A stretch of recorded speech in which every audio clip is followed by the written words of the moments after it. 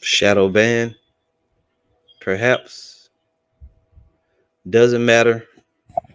Let's get ready to kick off the lesson. All right.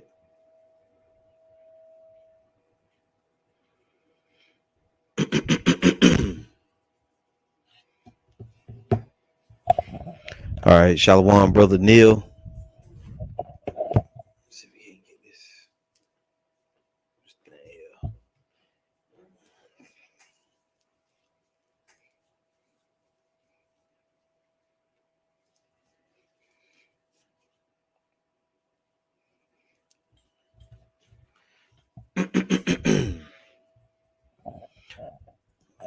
See here. Trying to wait for a few people to come in. At least, YouTube, you shadow banning hard. That shit ain't gonna work. Doesn't matter.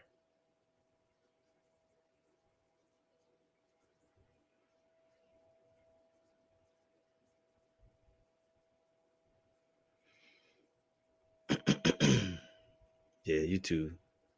They shadow banning hard. They hurt over that Esau thing, man. That Esau video. Motherfuckers is hurt. But it doesn't matter. All right, Shalom, brothers and sisters out there. All right, all praise to Yahweh, Bahashem, Yahweh Shai. Double honor to the apostles and elders of Great Millstone. Shalom to the hopefully elect. All right, also too, they heard over that, they don't like when we go into those directed energy weapons and what happened in Hawaii. They don't like when we reveal stuff like that, But it's all good though. Doesn't matter. So this question is a little bit different. I mean, this lesson, excuse me, is a little bit different.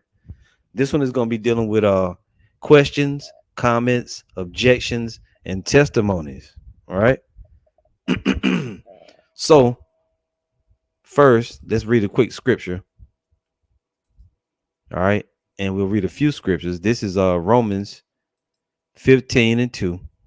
It says, let every one of us please his neighbor for his good to edification.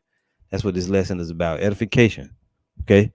Edification. Let every one of us please his neighbor for his good to edification. 1 Corinthians 14:3. But he that prophesieth speaketh unto men to edification and exhortation and comfort. You see the word again, edification, building up and feeding the sheep. 2 Corinthians 10:8. For though I should boast somewhat more of our authority, which the Lord hath given us for edification and not for your destruction, I should not be ashamed. Edification. 2 Corinthians 13:10. Therefore I write these things being absent, lest being present I should use sharpness according to the power which the Lord hath given me to edification and not to destruction. And you hear it being said that edification, right? Let's see here. Feed.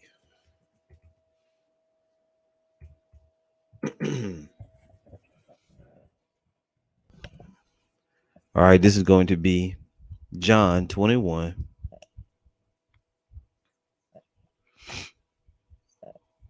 All right, John 21 and verse 15.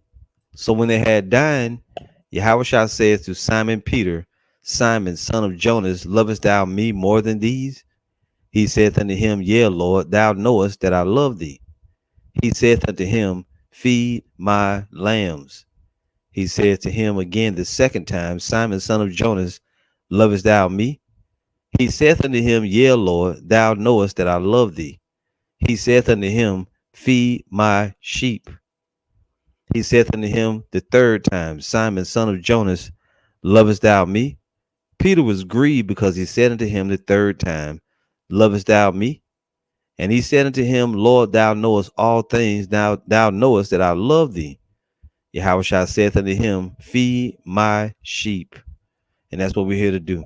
We're here to feed the sheep. All right. edification wise, to bring out scripts and to share what the Lord gave us. Now, it just so happens that a lot of these are comments. This time it's comments, questions, objections, see, different things. So we're going to share, and Lord willing is edifying. Now, I want to go to this word objection because it's in the title. As the title is questions, comments, objections, and testimonies. All right. Come on, baby. All right. So this is the word objection. Objection. And it says an expression or feeling of disapproval or opposition, a reason for disagreeing. And we always have that when you deal with these Israelites and with these Edomites. There are always objections to what we teach, to a particular thing that we bring out, the way that we teach it, the way we speak, the way we look. Is always some type of objection. Here it says the action of challenging or disagreeing with something, and then you see it more and more. People want to challenge and they disagree with what we teach, even Israelites. Okay, so let's keep it moving. All right, so what we're gonna do is I'll read this off the comment board real quick. This is brother Rapa Arya, 1 Thessalonians 2:18. Wherefore we would have come unto you, even our Paul, once and again, but Satan hindered us. And sometimes that happened. I was sitting here trying to get all the questions to show up in my email, and one kind of email, the Yahoo one, didn't want to work, so I had to switch it over to Gmail. This is the first time I ever had to use the Gmail account, to show these questions and stuff. But hey, it doesn't matter to me which one I use, as long as I can get one to work. Same brother, 2 Timothy 3:16. That's just Satan trying to hinder, you know.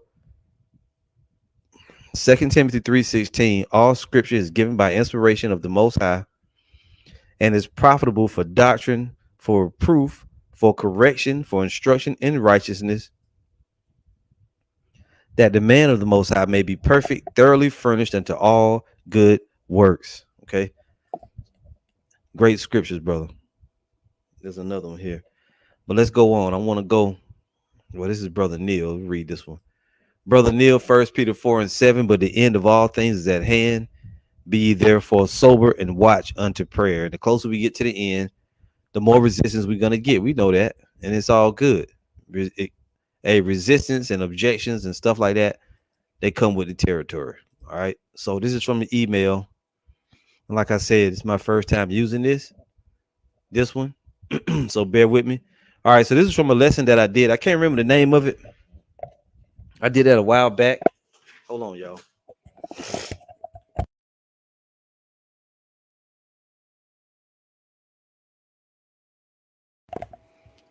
All right. Salakia. I think this lesson, it was something like the Jonas similitude or something. I can't remember what the full title is. This first one is a testimony from a brother. All right, so we're gonna read that. Let's do it now. All right, so the brother says, "Great lesson, and all praise to Yahweh, Bahashem, Yahweh Shai, Bahashem, Rakah, Quadash. I've been putting off grabbing hold of the plow, and it seems like all kind of things were trying to take me out." Now, this is from the brother known as Jake the Great. I've been putting off grabbing hold of the plow, and it seems like all kind of things were trying to take me out. Now, when you mention grabbing hold of the plow, he's talking about doing the work, out in the highways and hedges. He says, "I've been knowing the truth going on 3 years. Since then, I have stopped growing and selling weed, which I've been doing for almost 20 years. Been at my job now for almost 2 years. Stopped smoking weed cold turkey, going on 5 months, because I went to Popeye's Chicken. I went to Popeye's Chicken and went off on a gay guy for not giving me a larger drink. And the next day went to the pawn shop about my guitar and went off on the nigga woman and her manager. The manager called the police on me and on my way to sleep that night, the police called my phone. The water to Yahweh." Let me go to the next one. He says, "The water to Yahweh by Hashem Yahweh Shai, nothing happened. So that night I got on my knees and prayed to the Most High to deliver me from the weed demon, and I haven't smoked since.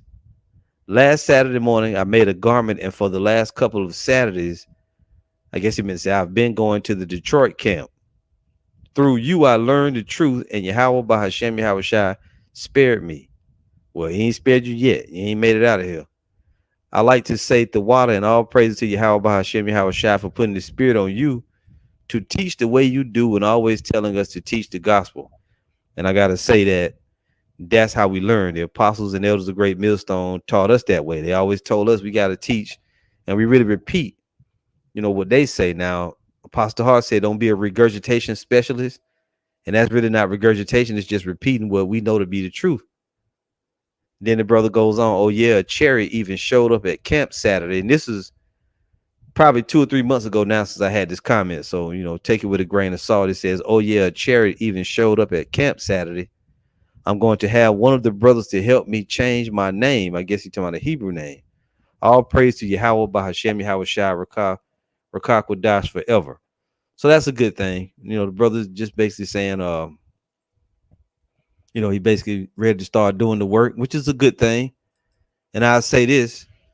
Recently, I've been noticing that, let me try to mention these brothers' names if I can remember. Okay, the brother Atazawan Bayath, for the longest time, he was solo over there in Missouri. Then he started going to the GMS St. Louis camp, which is beautiful. Glad to see it. Right. So more than likely that brother gonna wind up joining. If he's not already in GMS, he may already be in the camp. So he been fellowshipping with GMS St. Louis, and Lord willing, he becomes either he already is or he becomes a part of that camp. That's a great thing. Brother Zadok Amram down there in Louisiana. Recently, he started going to the GMS New Orleans camp, right? Which is a great thing. I'm overjoyed, happy, because that brother used to be by himself too. And I guess the Most High eventually put the spirit on the brother to just go get in contact with the GMS New Orleans brothers. We got also and somebody else I want to miss out on. I know the brothers from the Tucson area. There's one brother, KJV 1611. I think he finally went to the GMS Tucson, Arizona camp, started fellowship with them, and also too another brother, Royal Priesthood, and the brother 1611 KJV Yakanan, I believe that's his name. Both of them brothers went in fellowship, if I'm not mistaken, with the GMS Tucson camp. And that's another great thing. So I'm happy and overjoyed with all those different brothers that was solo and by themselves, or just one brother, two brothers that went and got with the main camps in their area. So that's a great thing that you did. And Lord willing, you wind up coming into the fold. And brothers can give you testimonies, because there was one time when brother Amawan Abad and GMS Amathi Eyes from Yahweh, they were solo, both living in Virginia, and then they kind of got now absorbed into the GMS Washington DC camp. Okay, which is wonderful. And many brothers got testimonies and stories like that. So if you are a GMS affiliate brother, you teach the same as the brothers in your area, you should probably get in touch with them. You know what I mean? Like, for example, if you was here in South Carolina, somewhere close by Myrtle Beach, or somewhere close by the other brothers, you would get in touch with us in fellowship, and Lord willing, you wind up getting absorbed or brought into the camp. Okay, just hold on, brothers. Okay. Oh, that's a dove. Thought it was something on my screen. So that's a great thing. And this brother that is, Jake the Great, he said he been going to the Detroit camp. Also, too, I gotta mention, there was a brother who's come on the comment board all the time. I don't see him on the comment board that much anymore. I think his name was Halak Yasharala. He wound up getting absorbed or joining the GMS Mississippi camp. Okay. Now, I hadn't seen him on the comment board in a long time, but it's all right though. You know what I mean? Great stuff. And that's really what you want to do. If you're already out there teaching, if you in New York teaching on your own, would you want to get in touch with the GMS, with the main camp and fellowship with brothers? That's what you want to do. That's the right thing to do. So to all you brothers that I've mentioned, and then some that I might not have mentioned, because there's some brothers if you're in the Texas area, if you're near Houston, if you're near Austin, if you're near Dallas, you should try to get in touch with them brothers in fellowship. Whatever area you live in, you either teaching by yourself, get in touch with the main camp in your area, okay? and then see if it's okay. You can fellowship with brothers, and you may get brought in. So, all praise to Yahweh Bahashem, Yahweh Shai, for them brothers that I mentioned, and for this brother right here getting brought into the fold. All right, and Lord willing, you continue on. So that was a testimony. Now here we got a question from a sneaky Christian. Of course, this was from probably around about July the 4th, July the 5th, somewhere around there. I know y'all can remember the situation where the 3 young ladies came up, and all of that. There was a punk ass Christian on the comment board trying to be clever, trying to be deep. And this is what he said. I can't even pronounce that. Bro energy. Quick question. Why did the Apostle Peter, who was born Jew, decided to live like a Gentile? Galatians 2:14. This was his question, right? Now, I want to know where he was coming from. So I asked a counter question. I said, first, a question to you. What Gentiles here do you think is referred to? Israelite foreigners or other nations? And the coward never came back. So obviously it's a bitch ass Christian, So you know what? I'm not going to answer your question. I ain't going to answer his question because he didn't respond to my question. I ain't going to answer his. If a brother want to take this and do a lesson on it, you can. I shared this with several elder brothers and different brothers in the chat, and we had a conversation about it, which really, these Christians don't understand the mystery of the Gentiles. They think anytime they see Gentiles, it's talking about other nations, and it's not. It's not talking about other nations. And this really is a simple answer, but I ain't going to give it now because I'm learning. Now, we don't always have to answer the question. I know y'all brothers out there and sisters, y'all understand it. Fuck these people at the end of the day. I ain't going to answer this punk ass question because it really, in reality, Apostle Peter wasn't saying he wanted to live like a lawless Gentile of another nation, because him and Peter and Apostle Paul and Peter and the other disciples and apostles, right? These Christians actually think that Paul was going to go around to the other nations and teach them the gospel. That's not what was going on. That's not what was going on at all. The books of Romans, Galatians, Thessalonians, and all those different books, Corinthians, were written to Israelites in those lands. It wasn't written to the people of the land of those lands. It was written to Israelites. See? And I may wind up getting one scripture. We're gonna actually let's actually go to Galatians 2:14 and read it. Right? We're gonna go there and read it. Just hold on here. Oh yeah, okay.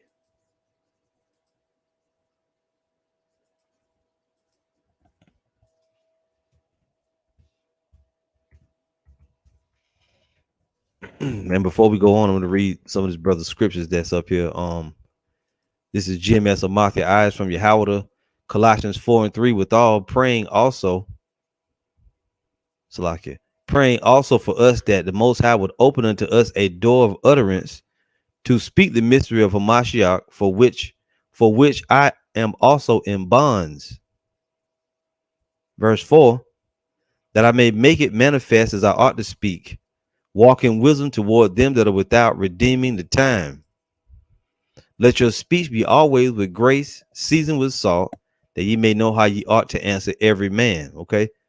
And when you go into the history with Yahweh Shai, when people asked him a question, if he asked you a question back and you didn't respond, he said, neither will I tell you by whose authority I do these things. As a matter of fact, I may wind up grabbing that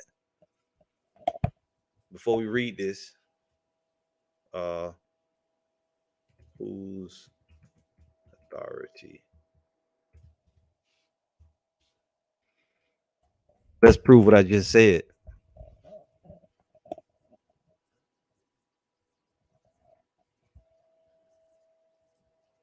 Just hold on. Neither tell I.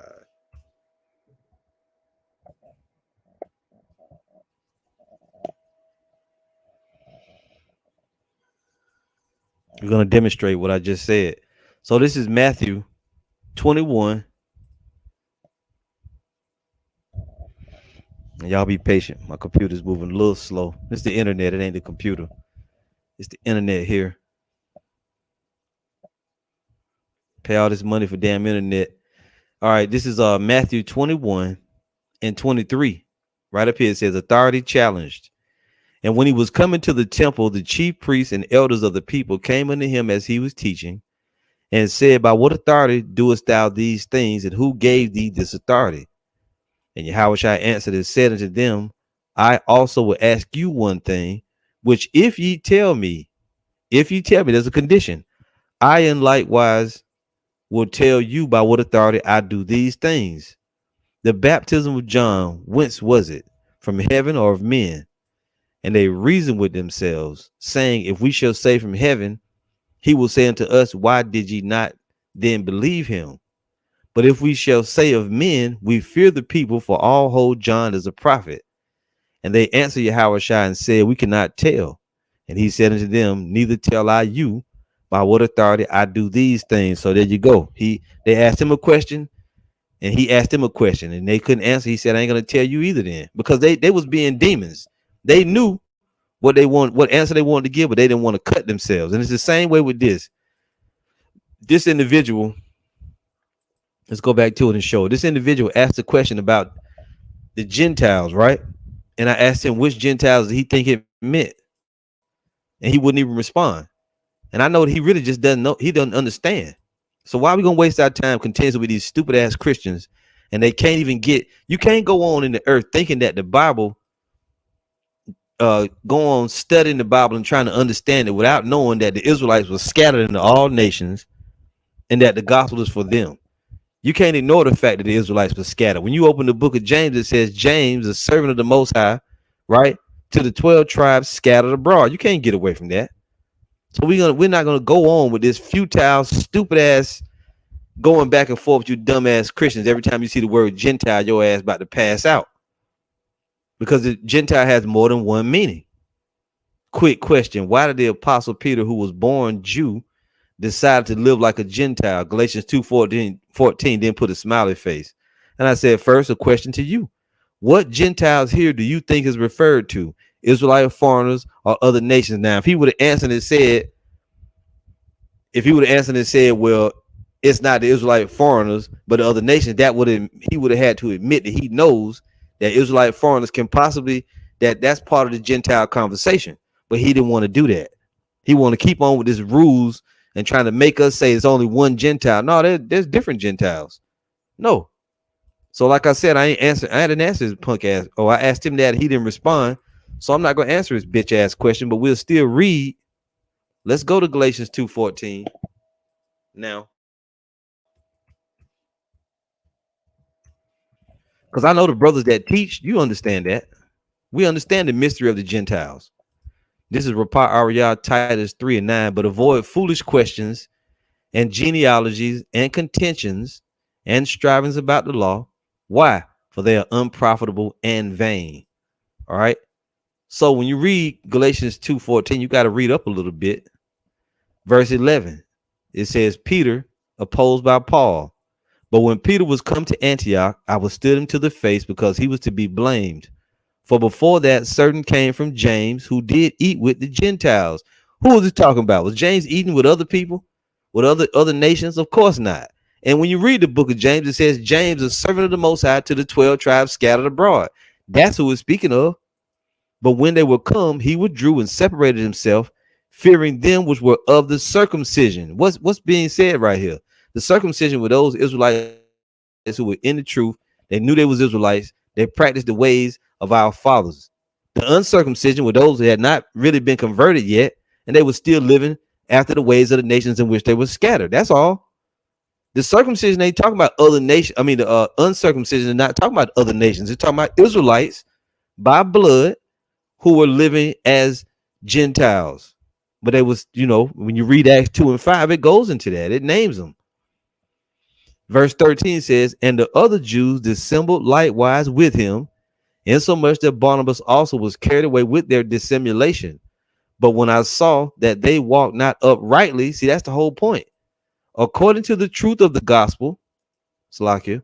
But when I saw that they walked not uprightly, according to the truth of the gospel, I said unto Peter before them all, if thou, being a Jew, livest after the manner of Gentiles, and not as do the Jews, why compellest thou the Gentiles to live as the Jews, as do the Jews? See that? And if you go to a translation, and sometimes it can be a little confusing how it's written, but it wasn't really saying that Peter was going to live, because Peter was one of the ones, he was the one, he didn't want to, there was confusion about why you hanging with these uncircumcised, you know what I mean? Like why you hanging with these Israelites who, or they will call them heathens even. NLT. When I saw that they were not following the truth of the gospel message. See, that's the point. They wasn't following the truth.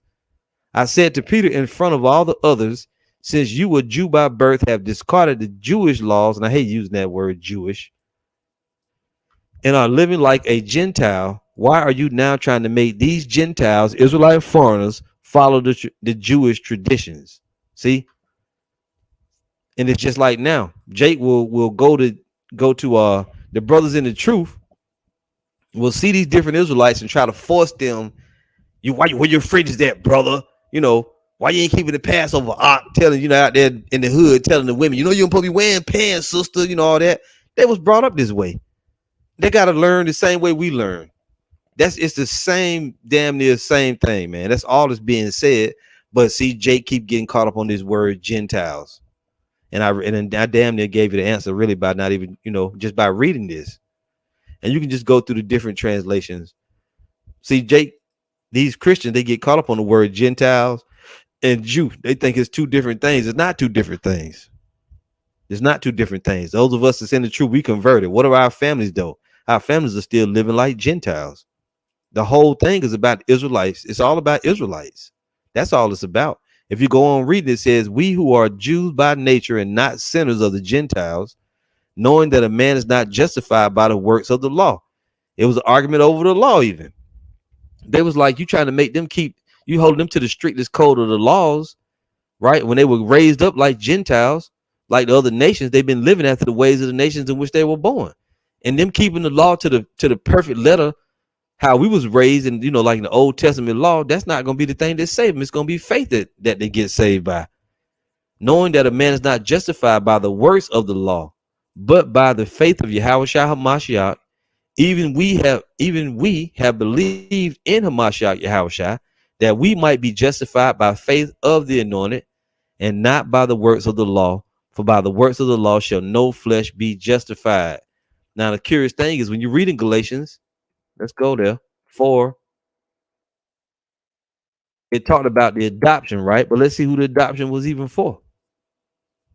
Christians they see the word heathens or stranger or Gentile, they damn near lose their mind. Come on, baby.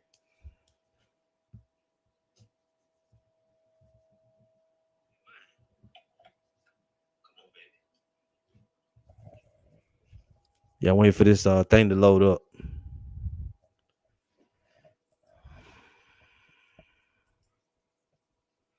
Come back to me temporarily until that screen is ready. Doggone. So let's read a few of these off the comment board. Lord willing, that'll kick in soon. All right, what we got? Let's see here. Just hold on, brothers. All right, this is GMS Spiritual Arc, Ephesians 1. Is it froze? Hold on, y'all.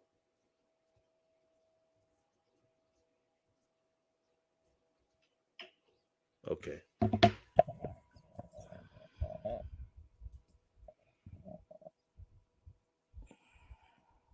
Just hold on, y'all. Fucking internet tripping, man. All right, so it's ready now, but we're gonna go ahead and read this GMS Spiritual Arc, Ephesians 1:1. It says, Paul, an apostle of Yahushua HaMashiach, by the will of the Most High, to the saints which are at Ephesus. Who are the saints? The saints are Israelites. Psalms 50:5 tells you that. Psalms 148. The brother got it right here.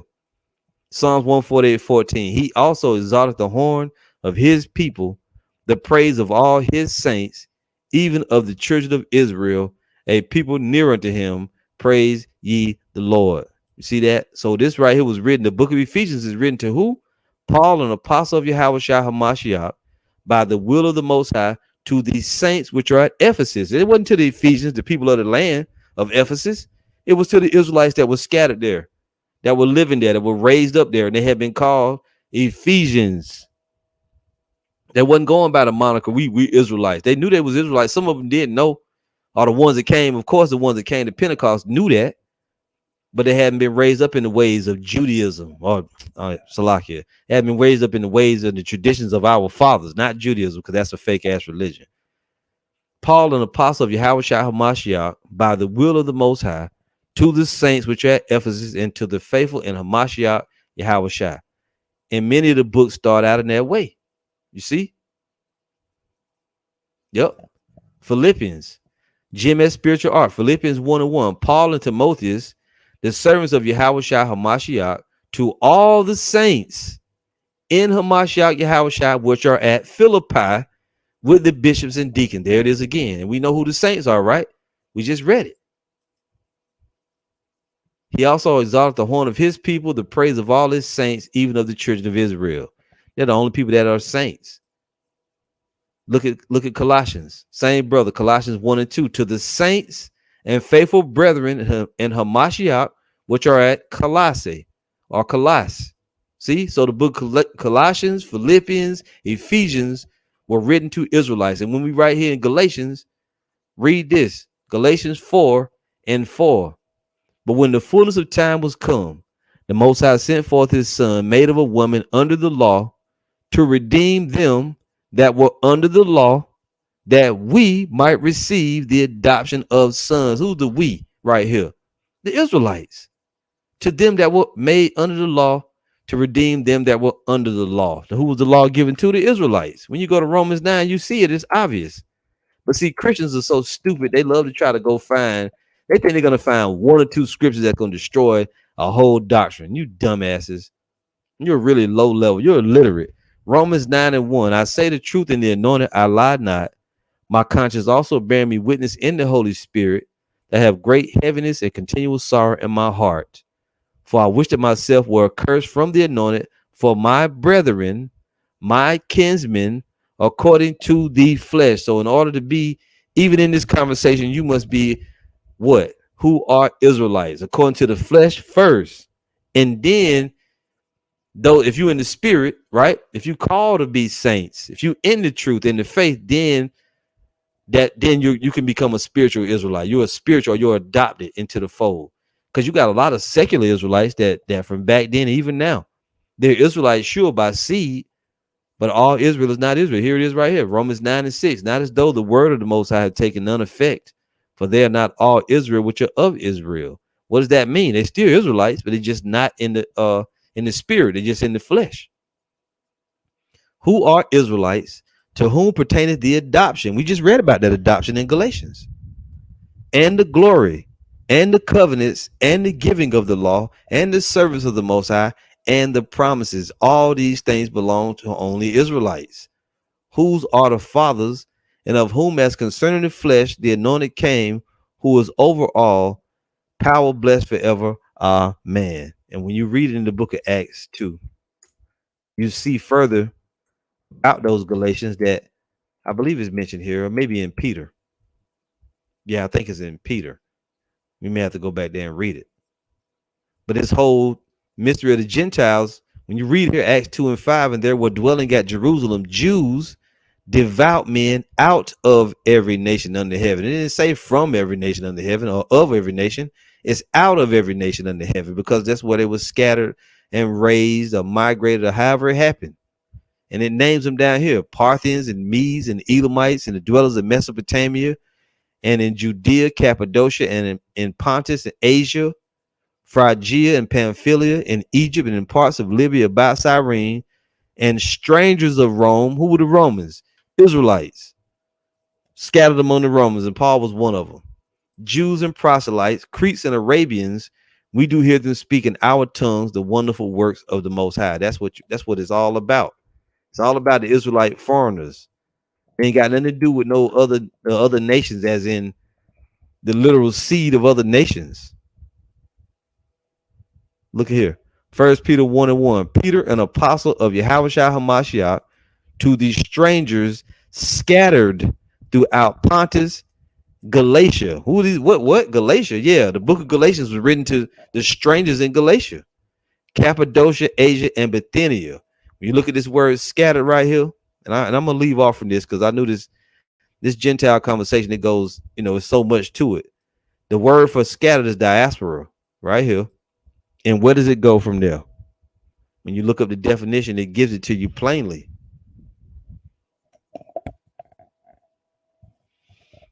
And while we wait for that, let's see here what's coming through. It says right here, a scattering dispersion of Israelites dispersed among foreign nations. Now Esau put this in there of Christians scattered abroad among the Gentiles. What sense does that make in the sense of Christians today being scattered among Gentiles? They was already Gentiles, other nations. It ain't talking about that, because when you go here, it says dispersion, i.e., specially and concretely the converted Israelite resident in Gentile countries which are scattered abroad. That's the true sense of what it means. It matches with this right here. Esau tried to put this in here to throw you off, but that's bullshit. It's the converted Israelite resident in Gentile countries. That's who it's talking about. See? So let's go back to do question now. We're gonna drop this. And like I said, I'm not gonna. Well, the person never came back even to receive the answer anyway. But see, Christians, they petty like that. They like to come and ask you shit and make like they know what's going on. Why did the Apostle Peter, who was born Jew, decide to live like a Gentile? And I said again, what Gentiles here do you think is referred to? Israelite foreigners or other nations? And he never responded. I checked, he never responded. So you know what? Up yours. Y'all got the answer. You know what? I can tell by the scriptures you put up that y'all know the answer to the question. So, and it's obvious to us what we teach, right? Yep, the brother already had this anyway. Look at that. Israelites being adopted.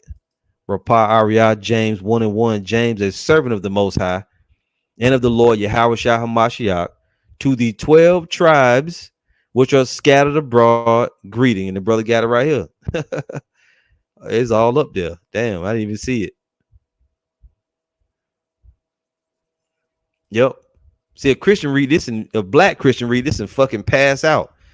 Yakanan, servant of Yahweh by Hashem Yahushua, Acts 15:19. Wherefore my sentence is that we trouble not them which from among the Gentiles are turned to the Most High. Meaning who? Israelite foreigners. We just read a whole bunch dealing with that. So let's go on, because we can keep on reading and reading and reading. This is fire. GMS in his likeness. Hebrews 13:24. Salute all them that have the rule over you and all the saints. They of Italy salute you. Who was that? Those like Cornelius of the Italian band, right? You have certain ones in Italy, Israelites in Italy, because Rome is in Italy. Rome is in Italy. See? And you had other places in Italy. Just like now we got GMS Italy. Them brothers over there, they Israelites. And we scattered all over the earth the same way, man. Same way. So let's keep it moving. We're gonna go to another one now. Got past that. What else we got? So this one right here, I'll probably do an additional lesson on this. Some questions like these I don't really answer because these people are not ready. See, a lot of Jakes, you hear us say certain stuff and you want us to go into it, but you ain't even ready to receive it. You can't get it. We're gonna read it now. This is from at Greetings. Have a nice day. Evening. Would you care to elaborate? Let me see what video. So this is from the video. Don't come crying to us when you get destroyed. It was a live stream. I did it in the car a while back. And this comment also is from weeks ago. The person said, evening. Would you care to elaborate on the part where you said that the wicked 2/3 Israelites will be brought back through the elect to be holy? Now, first off, I never made a statement saying anybody's gonna be brought back and be holy. You are already holy. We're already a holy people. You don't have to do anything specific. Well, I'll take that back. You do have to do something. You have to be separate from everyone else. But the Most High already made us holy, right? He made us holy by severing us from other people. But this individual, just the way they worded it. See, a lot of people still think that holy mean clean. Like if they think that you are you being holy if you put on all white and your whole house is all white, no spots in it. Now you holy. That don't make sense. Can we please get Galatians? I'm sorry, not Galatians. Deuteronomy 7:6 and Deuteronomy 14:2. We can get those. And we'll read that real quick before we continue on reading that. Yeah, the bro, man. The brothers already got it. They all on it. Rapah Ariyah, Deuteronomy 7:6. For thou art an holy people unto the Lord thy power. The Lord thy power hath chosen thee to be a special people unto himself above all people that are upon the face of the earth. The word holy really means separate, set apart. So we're already holy. It's not something you have to do. Like I'm gonna walk around and make sure that I walk on my toes so that my heel touch the ground. I'm no longer holy. It's stupid. Jim S. Spiritual Art, Deuteronomy 14:2. For thou art an holy people unto the Lord Yahweh thy God, and the Lord hath chosen thee to be a peculiar people unto himself above all the nations that are upon the face upon the earth. See that? So we are already holy. Now you can be of the holy seed and still be wicked and abominable and filthy by committing sin after sin after sin, right? Great stuff. Can we get that one? I have severed you from other people, that ye should be mine. So going back to the question, would you care to elaborate on the part where you said that the wicked 2/3 Israelites will be brought back through the elect to be holy? I know that the Most High isn't the author of confusion. I would just like a better understanding of that statement you made. You can't get it right now. Your mind can't get it, because listen to the rest. Because I recall the word saying that the smoke of their torment went up forever and ever in the lake of fire. Happy Sabbath. See, that person, they're on a low level, and I don't mean it as an insult. They're on a low level. You got to study more and be in this. That person still believe in hell. The way they ask the question, they can't get it. You can't understand the 2/3 coming back until you understand reincarnation. For us to just explain it to you, you'll be like, oh, okay. You still ain't gonna get it. Them guys crazy. That's why I didn't go into it, but it's gonna have to be a separate lesson. I got a lesson planned and have had for a long time. The 2/3 coming back in the kingdom is not for mouth breathers. It's a heavy topic. It's a heavy discussion. It's a heavy topic. And just to explain it on the comment board to some fly-by-night Israelite, they ain't gonna do them no justice. How the hell am I, you see what they saying?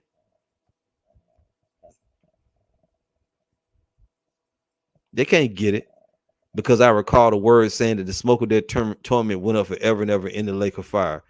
If you ask them what is the lake of fire, they don't know. They think that's underground. You're gonna be down there with the devil burning.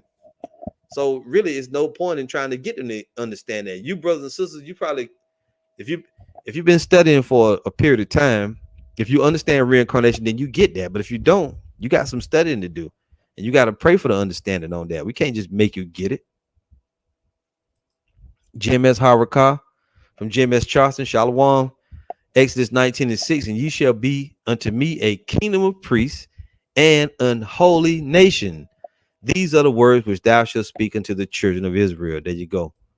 Rapah Ariyah, Leviticus 20:26, and ye shall be holy unto me, for I am the Lord, for I the Lord am holy. How's the Most High holy? He's separate and set apart from all gods. He's the one true and living God, and the rest of them a bunch of idols, and have severed you from other people that ye should be mine. We're the only ones that's and this is gonna go forward into another question. We're the firstborn, as it were. Shalom, Elder Michael Allah, Shalom. Ban Rabban. Yep, tribe of Yahweh. Psalms 135:4. For the Lord had chosen Jacob unto himself, and Israel is his peculiar treasure. Absolutely. See, beautiful stuff. The Water Brothers for all the scriptures. Let's go on now. A lot of great stuff. I was thinking of this one from the New Testament. GMS Spiritual Art, 1 Peter 2:9. But ye are a chosen generation, a royal priesthood, an holy nation, a peculiar people, that ye should show forth the praises of him who hath called you out of darkness into his marvelous light. Absolutely. We're that holy nation. We're that chosen. And really at this point now, even though the 2/3, they still of the holy seed, they're not behaving in that manner. Rapah Ariyah, 2 Ezra 6:56. As for the other people, which also come of Adam, thou hast said that they are nothing but be likened to spittle, and has likened them unto the abundance, likened the abundance of them unto a drop that falleth from a vessel. Salakia, read it wrong. So let's go back now. Let's keep going. So This is for a later conversation and certain questions that these people just can't get. Can we get that milk and not strong meat? Somebody put that up and we'll read it. Matter of fact, I might just go there and grab it myself. Just hold on, y'all. Let me grab it. Because somebody will try to say, oh, you should answer the question. Sometimes you can't answer questions for Jake. Or you shouldn't, because it's just going to confuse them more. You got to go back and get the basics first. You got to understand that there's a such thing as reincarnation. If not, if you hell and reincarnation both can't exist together. It just can't. And that's what IUIC don't even understand that. They telling you on the one hand, somebody gonna burn in the lake of fire forever. Then they tell you that Bishop Nate is one of the men of the Lord coming back from old. Well, which one is it, man? Because that shit is confusion. They still don't even see that they're making them errors when they teach and putting out all them videos saying different doctrines. They all over the place, man. IUIC is coming apart at the seams. They crazy. Crazy niggas. Hebrews 5:12. For the time you ought to be teachers, you have need that one teach you again, which be the first principles of the oracles of the Most High, and are become such as have need of milk and not of strong meat. Some people just need milk only, right? Milk is you an Israelite, brother. We from the tribe of Judah. We from the 12 tribe Negro. And they still caught up in that. They still stuck in skin color.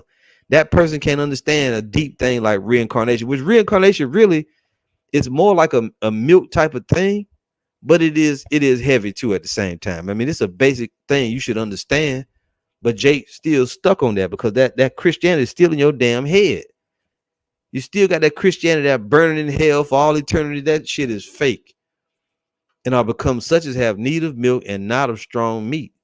For everyone that useth milk is unskillful in the word of righteousness, for he is a babe. But strong meat belongeth to them that are of a full age, even those who by reason of use have their senses exercised to discern both good and evil. And most of these jakes are not ready. They're not ready to have a conversation like that. The 2/3 coming back in the kingdom. They don't understand that. They still think that, like I always ask the question. So if the 2/3 are going to burn in hell forever for all eternity, that means that Yahweh's blood, his sacrifice, he only died for a portion of his people. Like, well, a handful compared to all the vast numbers that's going to be destroyed. You just don't get it. The Savior saved his people. This is what he did. He didn't just save, just a handful. No, he died to save his whole nation. He is the King of Kings, Lord of Lords. This person is not ready for that conversation. Okay, they're just too damn new. See, even if we have a further conversation, there's gonna be more questions. So, moving on. But that's for later. I intend on going into a lengthy conversation about it with scriptures.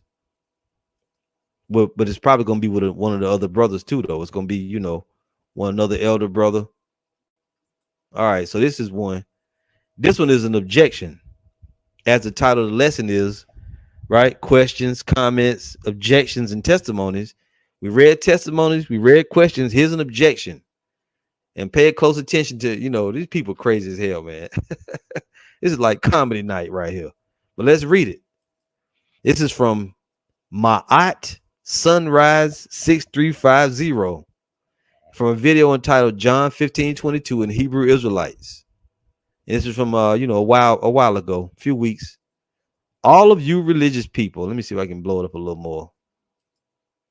That's as far as it's gonna go. Look, all of you religious people are lying and deceiving black people about so-called God, Yahweh, Allah, and fake Abraham, also known as Ibrahim. His so-called two sons story, Ishmael and Isaac, is not the truth. All those fictional characters are not real. Read Galatians 4:20-24. Wait a minute. You just said that these people are not real, but you want us to read, and you said he gonna talk shit about the Bible, but he wants us to read the Bible to prove that the Bible's not real. See, they ain't playing with a full deck. Well, let's read more. He says, all those fictional characters are not real. Read Galatians 4:20-24, which things are an allegory.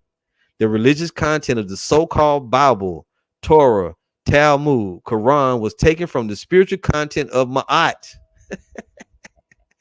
In Ma'at, all elements of divine Amun, Netter, nature, especially the sky and the sun, Ra, gave life to all living things on the planet Earth.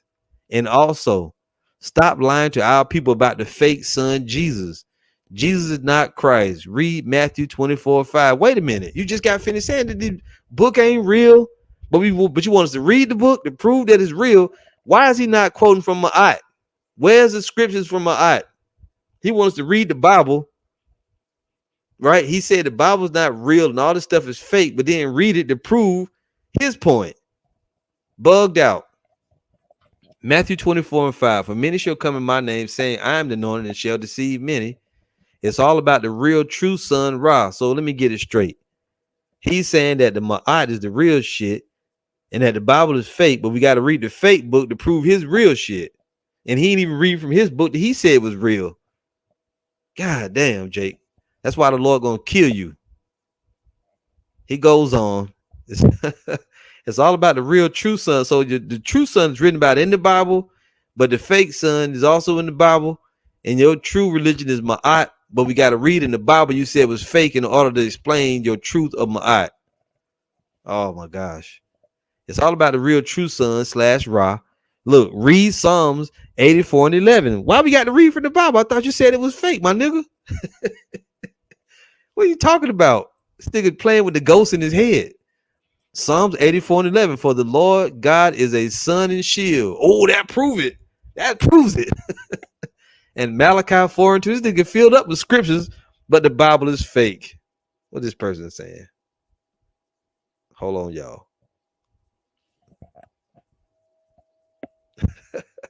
Look at this person, man. You know you're gonna get destroyed. Hold on, brothers. Look at this guy. The God of the Bible is a dick. Ooh, you know you're gonna get destroyed. Why are you here? You must have made this comment up here.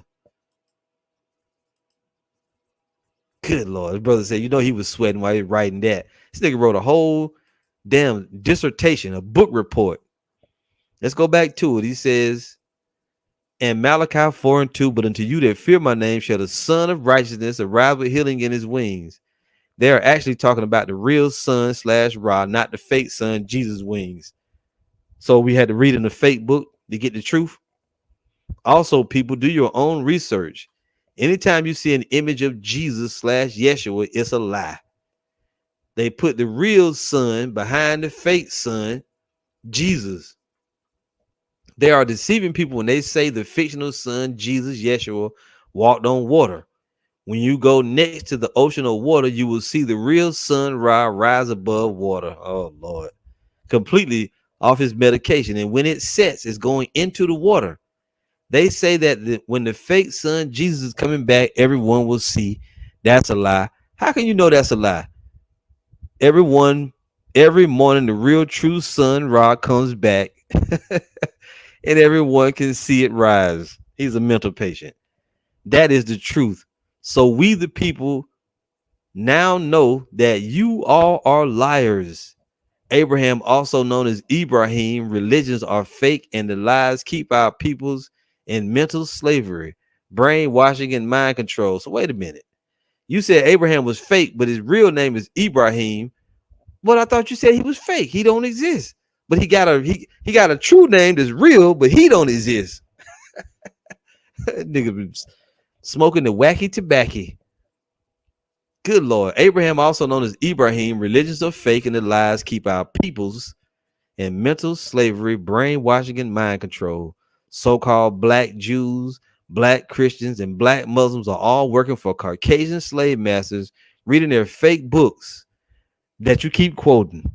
You keep quoting the Bible and you make your whole argument. You ain't brought one thing out of my eye, but it's supposed to be the truth. I mean, really don't have to read no more, but just for the entertainment, let's read it. And you all are defending the lies for the money. What money? So-called black Israelites stand on the street corner, disrespecting black women, calling them names. You just called them a name. You said black. That's an insult. It means void of light. You should try it. They all need to go to a mental hospital for treatment. So let me get it straight. Here you are, counting the ghosts and counting sheep, but we the assholes. Shame on all of you so-called black Jews for thinking you are the original Jews. Okay, so we assholes for believing that we're really Israelites. Nobody in the world gives a damn about black fake Jews. Well, obviously you do. You came and decided to spend your time writing all this that nobody else is going to ever see, by the way. This person is blocked and this comment is no longer there, but I screenshotted it for our purpose. He says, shame on all of you so-called black Jews for thinking you are the original Jews. Nobody in the world gives a damn about black fake Jews. Even your taxpayer money supports the so-called Israeli Jews, Caucasian, the ones you all call fake Jews. Didn't you just say they was fake? Oh, you said so-called? But we wrong. We said they were fake. But they rule the world. At least you know that much. And you all are helping them because you all call yourself black Israelites, Jew, black Christians, and black Muslims. But you all are liars and fake just for the money. In 332 BCE, when Alexander first came to the continent, modern day called Africa, in Kemet Black Land, oh, there it is, Brother Polite, modern day so-called Egypt, there were no religions and no so-called Jews or Arabs. Yes, there was. All them damn phony gods y'all worshipped.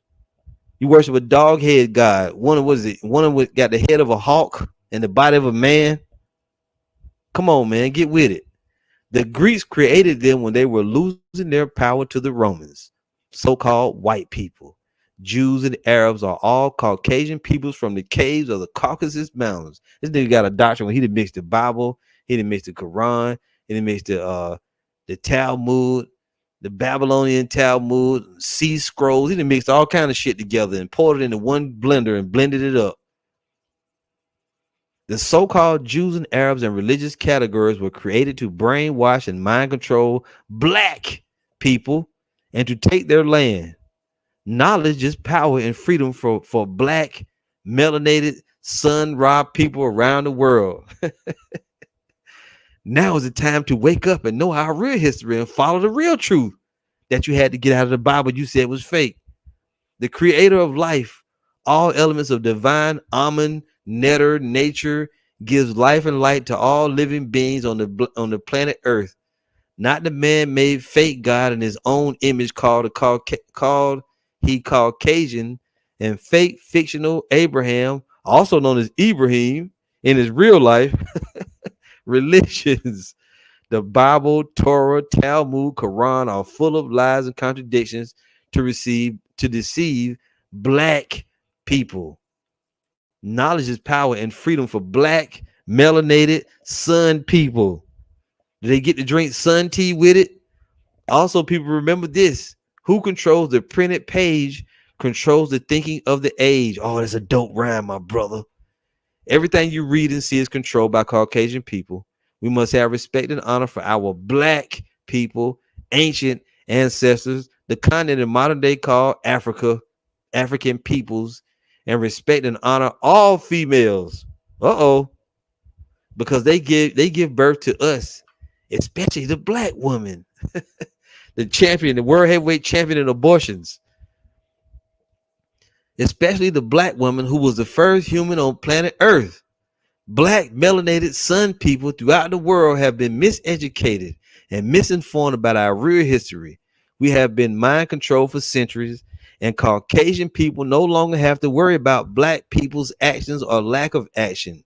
We haven't done a damn thing because we are still living in mental bondage. We need to change and deal with the truth of our real history so the generations can have a better future. Wow. Woo. You wrote all that shit, man. Damn. Yep. Deep Space Nine Israelite.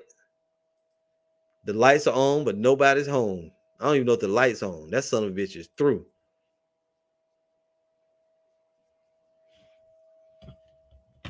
Let's see. Bugged out. There you go. Jimmy Spiritual Art, Isaiah 34:16. Hold on, y'all here. Yeah. It says, seek ye out of the book of the Lord and read. No one of these shall fail, none shall want her mate. For my mouth it hath commanded, in his spirit it hath gathered them. So that was an objection like a son of a bitch, a long ass objection. He objects to us even existing, you know. But that's all right though. We know them Jakes. It's just one of them Kemet assholes. He bugged out. He threw. He needed attention so bad. Now you got it. Okay. Now go away. Don't bother us no more. All right. Don't bother us.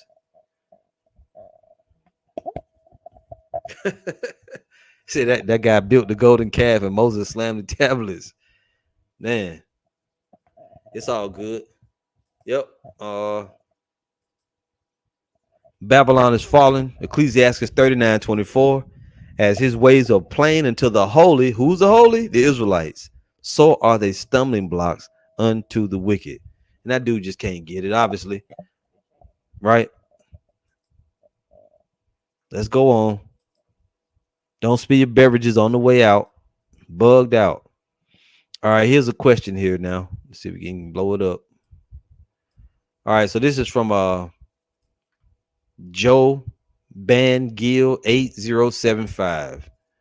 Do you know what this verse means? And blood shall drop out of wood, and the stone shall give his voice, and the people shall be troubled. 2 Ezra 5:5. Do you know what this verse means? The answer is yes. He didn't say. See, that's why I always tell Jake, you got to ask exactly what you want to know. To ask me a vague ass thing like, do I know what this means? Yeah, I know what it means.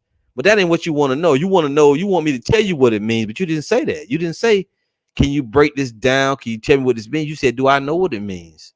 Yeah, I know what it means. But you want me to tell you what it means. You should have said that then. See, in order for people to get the proper answers, you have to know how to ask a question. And I always say it.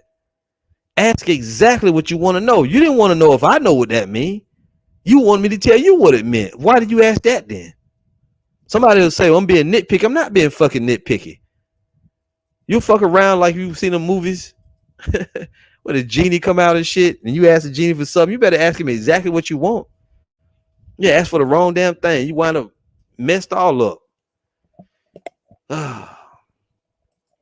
So when it comes to scriptures like that, I notice that Jake does this. You isolate particular scriptures, but in order to get the answer, sometimes you have to go to a whole verse, a whole chapter, a few verses above and below, like Apostle Tahar said do. You pick one verse out of the isolated because it said blood was coming out of wood and it sounded freaky to you, and you want to know what it meant. But see, this goes right back to what we were saying about when the person asked about the 2/3. Some stuff is kind of deep and you don't need to be delving off into that until you get a full, understanding of other things. But this one is pretty straightforward. Let's go there and bring up the whole chapter. If we can. 2 Ezra 5. I think it is. The person say. Yeah. So the question was from 2 Ezra 5:5. Now, if you read the verse, the chapter, see, he isolated one verse. Should have read the whole thing together, man.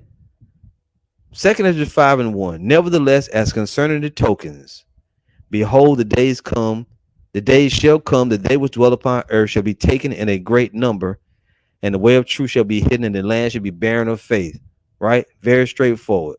But iniquity shall be increased above that which now thou seest, or that thou hast heard long ago. Right?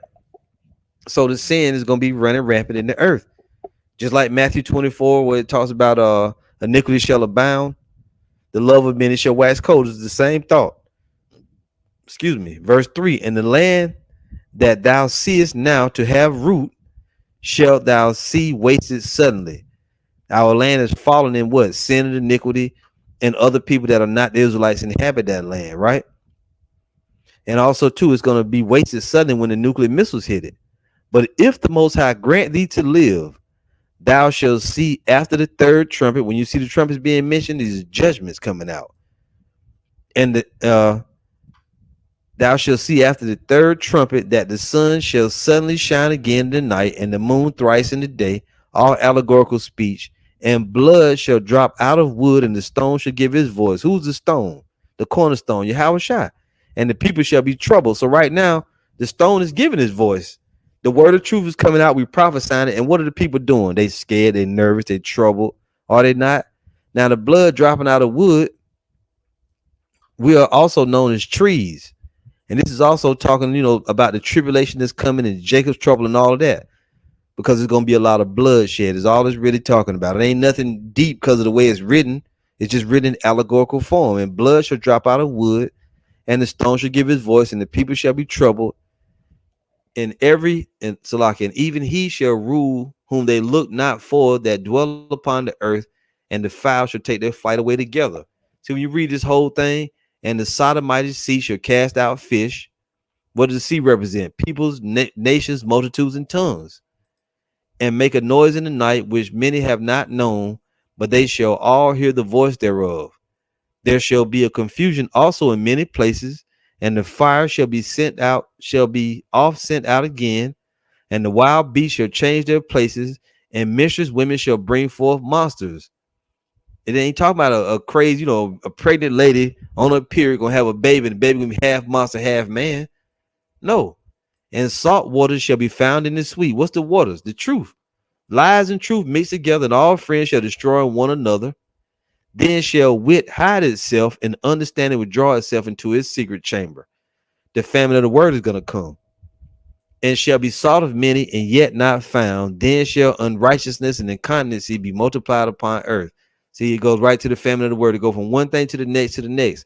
It's talking about the perilous times that are coming, but particularly, and blood shall drop out of wood. That's mass death on the earth. Let's go there real quick. Let's see. Let's find some trees, some scriptures will be described as trees, because Jacob and Israel described as what? The olive tree and the wild olive tree, right? We're described as branches.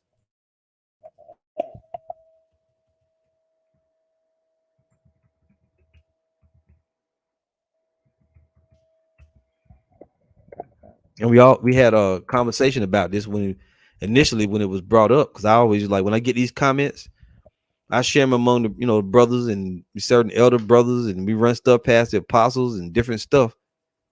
So from what brothers could remember, because this is a vague scripture, but what brothers could remember, that's what it was going into. But when you read the chapter in its entirety like that, you see that it's talking about the perilous times that are coming.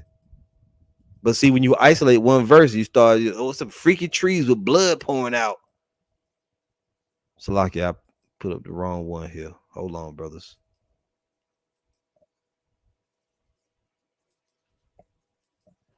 But see, for the person that asks, they probably ain't even on that level to even understand that. Jake asked a lot of questions that they're not really prepared to receive the answers. Isaiah 61:3.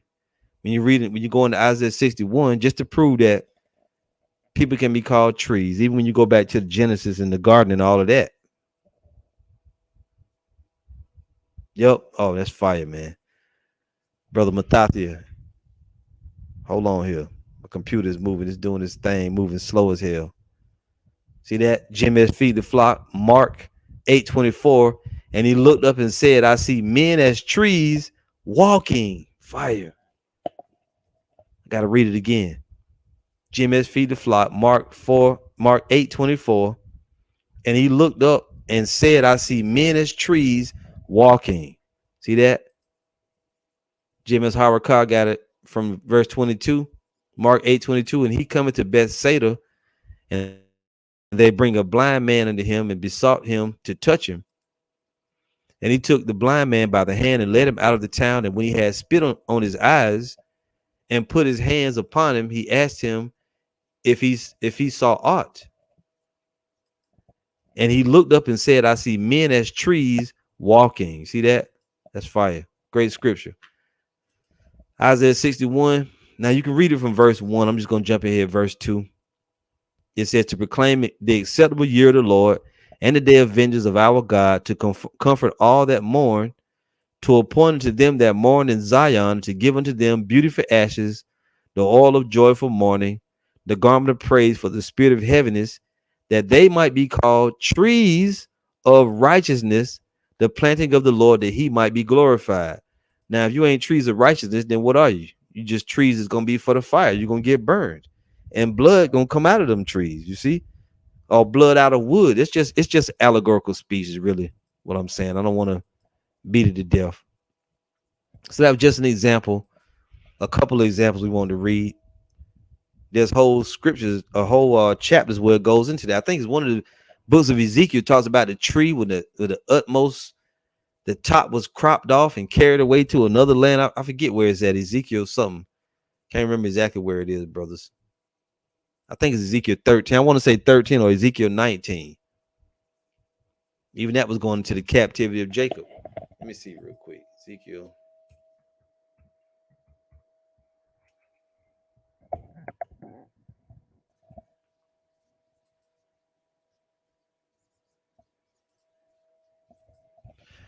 Just stay with me there. I'm looking up something.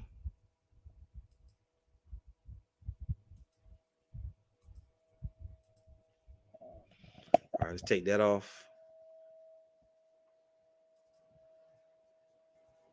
Nope. Ezekiel is 19. Ezekiel 17. The water, brother.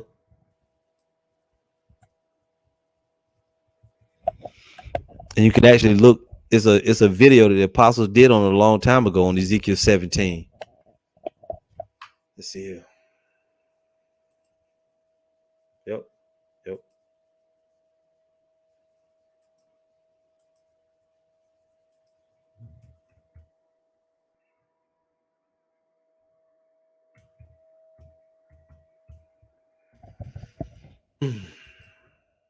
Y'all forgive that the background noise. Pretty warm though. Have to have this little fan. See right here, parable of two eagles and a vine. Look at this. I'm just going to read it briefly here. Ezekiel 17:3, and say, thus said the Lord, power, a great eagle with great wings, long-winded, full of feathers, which had diverse colors, came under Lebanon and took the highest branch of the cedar. He cropped off the top of his young twigs and carried it into a land of traffic. He set it in a city of merchants. That's fire, man. That's a beautiful allegorical thing, but you got to look it up. If you brothers and sisters out there want to, get into that breakdown, look up GMS and Ezekiel 17, I believe. Lord willing, that video is still up. Got me want to know if it's still up. I might have to go and look it up real quick, see if I can put the link up.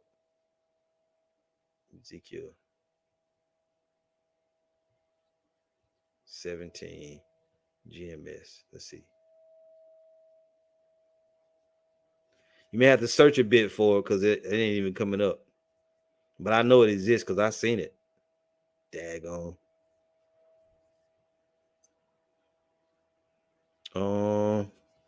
Yeah, if anybody find a link to it, put it up if you find the video, because I ain't gonna search for it now.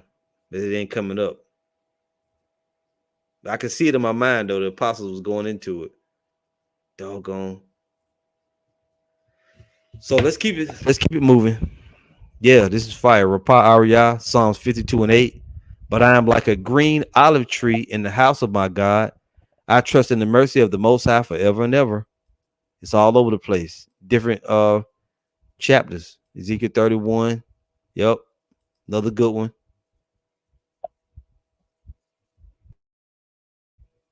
Man, this is fire. SOYWY.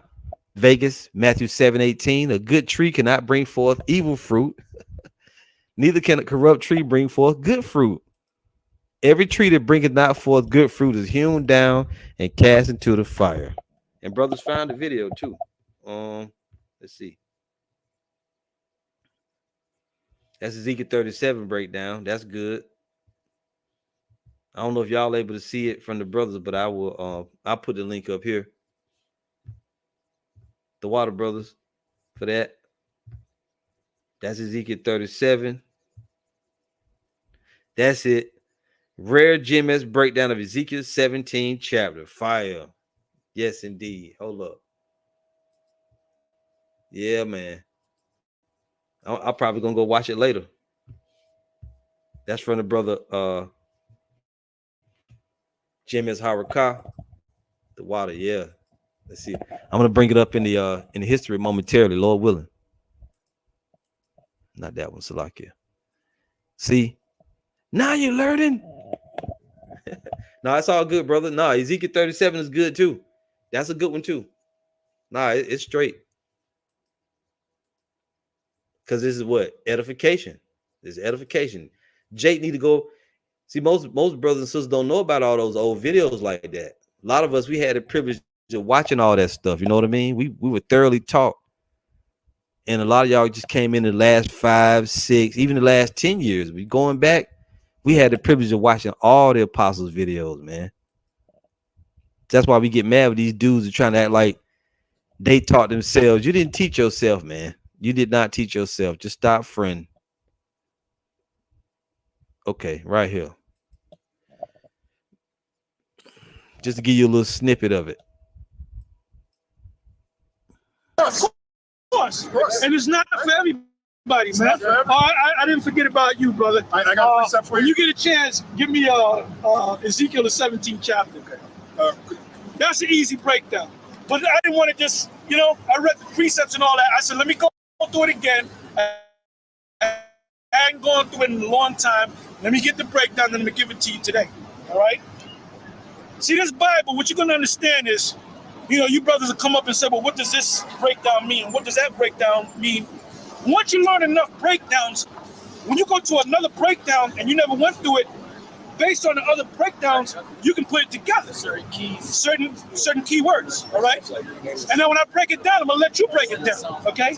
All right, go ahead. It's passe. He left. That dude was bugged out, man. I had the preset. That dude was, these are more bites, man. You see that? It gets you excited. That learning atmosphere. And who put it up? Yaakov Yasrael. Somebody who bugged out, don't even know, the Paleo Hebrew or nothing at that time anyway. This is from 9 years ago. But shit, the video probably go back further than that. See? That's our awesome apostles and elders teaching. See that? Rare GMS breakdown of Ezekiel 17 chapter. Boom. All right, so let's continue on. Got a little excited there. But you brothers and sisters go and watch that. It's a real treat. Real treat. So let's move on. See what other questions we got here. Now this thing want to start tripping. Damn. All right, there we go. All right, so where we at? So we read that one. All right, here's another testimony. Let's read it. This is from Maine Motto. I'm not a member of GMS, but damn it, I wouldn't even know the proper name of the Most High, nor the Father's true name if not for GMS. I learned so much information in the past 10 years and have soaked it up as a sponge.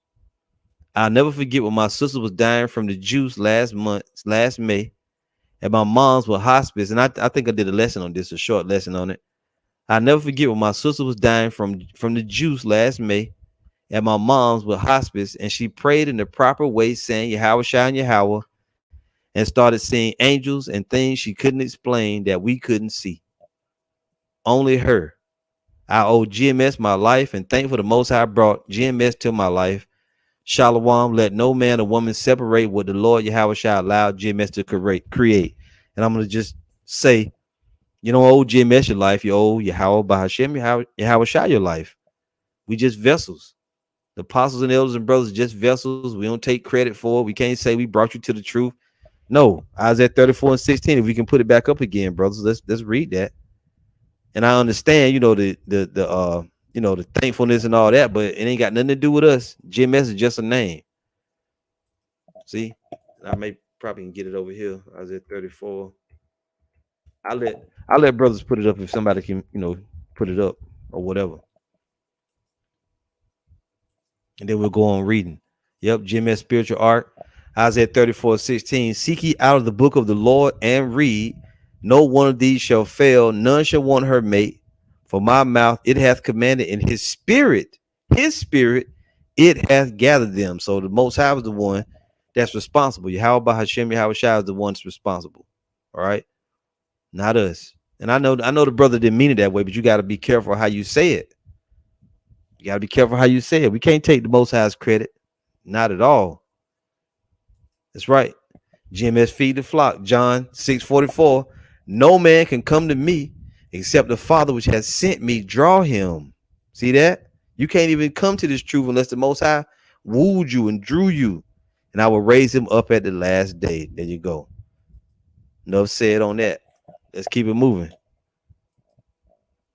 So this is so quite a few of these comments came from this video. See, whenever you do a video about Esau, it disturbs the Edomites, the so-called white people, but it also disturbs Jake. Jake get messed up when you rattle Esau chains, and they start asking you all kind of stupid questions that ain't got nothing to do with nothing, and they doing it because they're trying to figure out a way that the so-called white man cannot be Esau. They start coming up with all kinds of shit, man, all kind of stupid, just weird shit.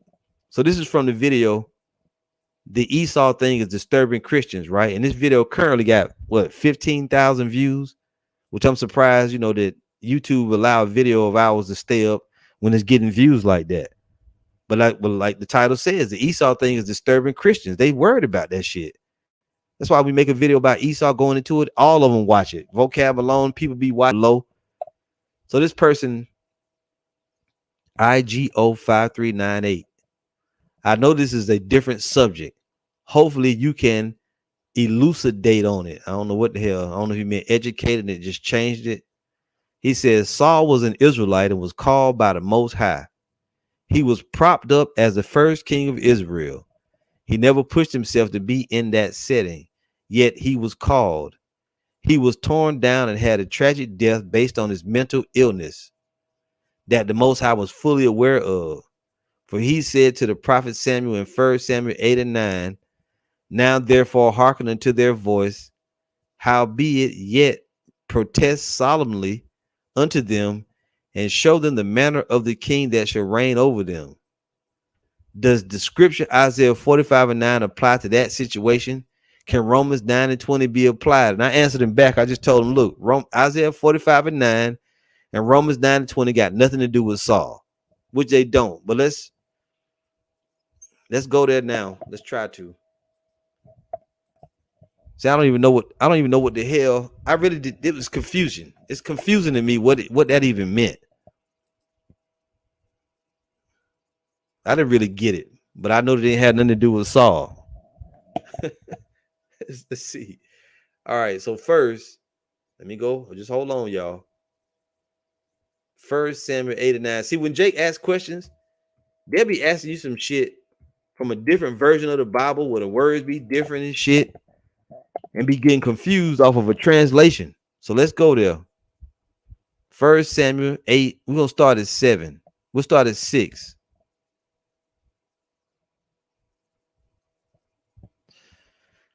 All right. It says, but the thing displeased Samuel when they said, give us a king to judge us. And Samuel prayed unto the Lord. Yeah, Israel was being stiff-necked. They wanted a king.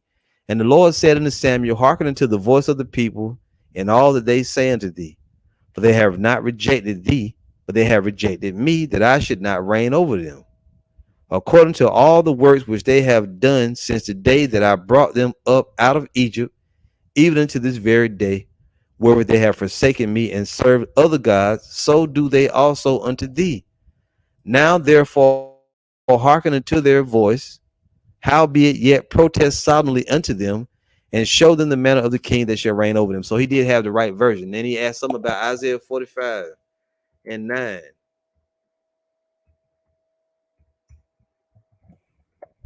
Jake just be coming up with shit. Woe unto him that striveth with his maker. Let the potsherds strive with the potsherds of the earth. Shall the clay say to him that fashioneth it, what makest thou? Or thy work he hath no hands. Down Romans, he said Romans 9 and 20. Salakia. Now Romans 9 and 20 and Isaiah 45 and 9, if I'm not mistaken, there's similar precepts. Yeah. Romans 9 and 20. Nay, but old man, who wilt thou that replies against the Most High? Shall the thing formed say to him that formed it, why hast thou made me thus? So what to do? Let's go back to his question. It's all over the place.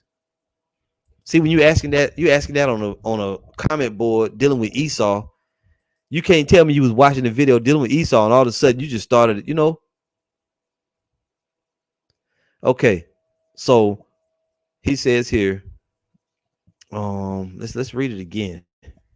Saul was an Israelite and was called by the Most High. He was propped up as the first king of Israel. Hold on, y'all.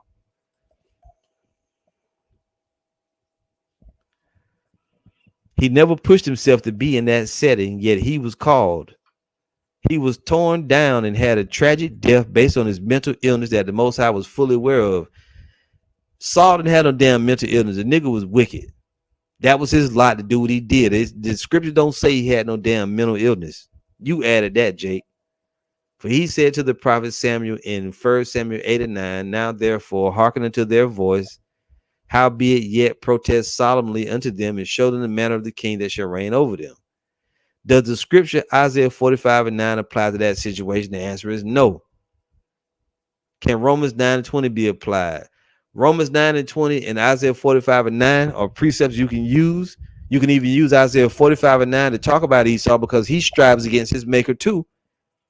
Romans 9 and 20 is obviously in league with the rest of Romans 9 dealing with Esau, Edom. So you can apply Isaiah 45 and 9, but it's got nothing to do with Saul. If that's what Jake was even asking, because it's y'all see it. Damn confusion, man. Let's move on. So this right here is also another objection and a false doctrine mixed in with it. It's bugged out, but let's read it now, brothers. This is from a woman. And this is also from the video. You can't see it, but it's from the same video dealing with Esau. The Esau thing is bugging Christians. This is from Zelda Sweeney. Hold on. The Legend of Zelda. Crazy. I don't have a look at her. I'm gonna bring her face up real good so you can see her. Look at Zelda. Zelda Sweeney. She says Esau was never the firstborn. The interpreters of the ancient text revised the story to cause confusion and doubt in the sovereignty of the Most High. TMH. How can the Most High be the author of deceit by using Jacob to lie about his identity being the firstborn? Before we go on, let me ask y'all, what the fuck is she talking about? What is she talking about?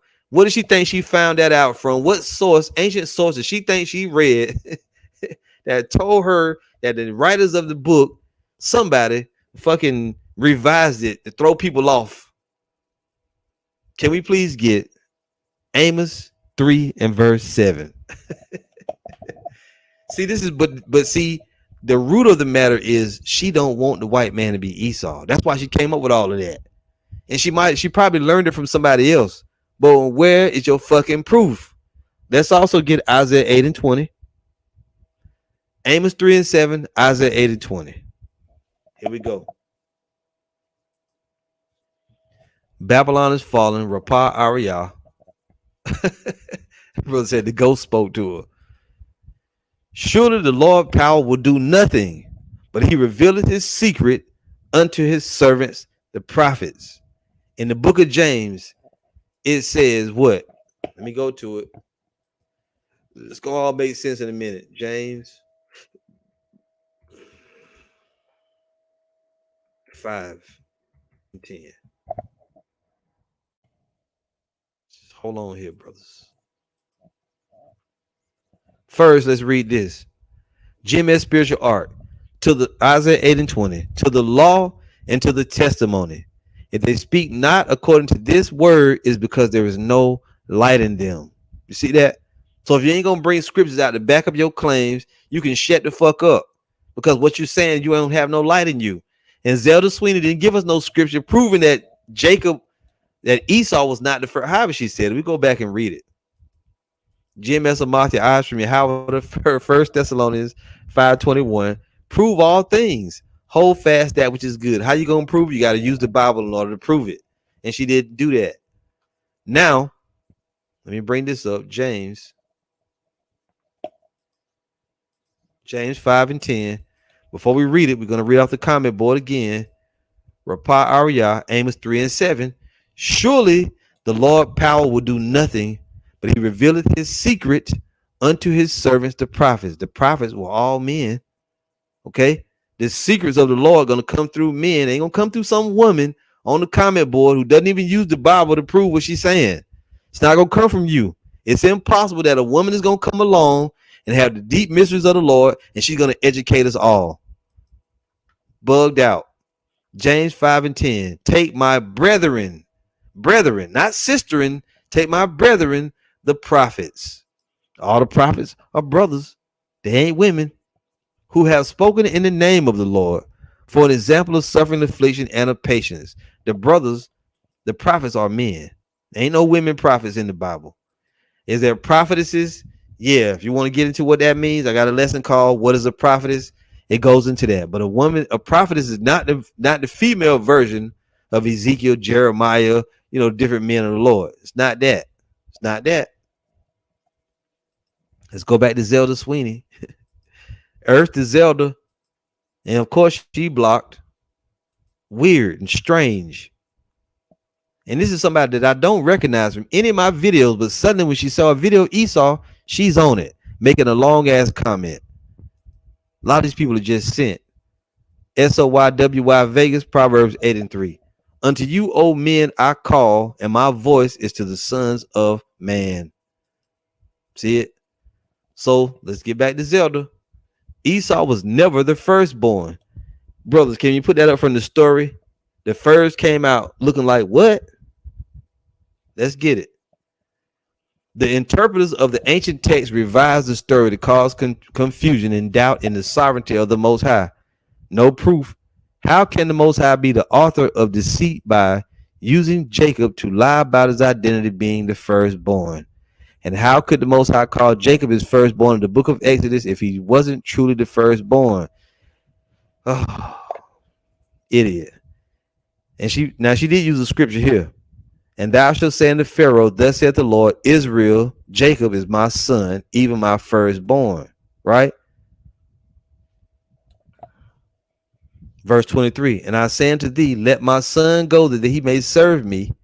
And if thou refuse to let him go, behold, I will slay thy son, even thy firstborn. So Exodus 4:21 through 23 is what she read. But in Genesis, and brothers may have it. Let's see if we got it. Yep. Genesis 25:25, Yasharal, the hopefully elect, and the furs came out red all over like a hairy garment, and they called his name Esau.